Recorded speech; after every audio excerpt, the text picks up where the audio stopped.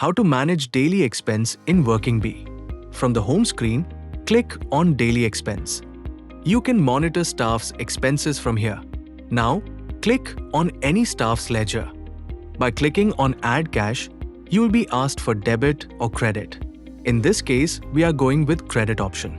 Now, fill in the required details and click on Credit.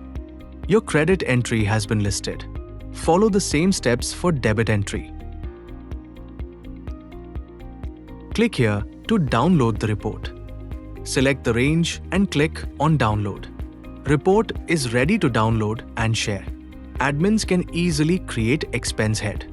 To do that, click on the admin's ledger and go to My Expense Head. Next, click on Add New. Enter the account name and department photo and click on Add. New expense head is created.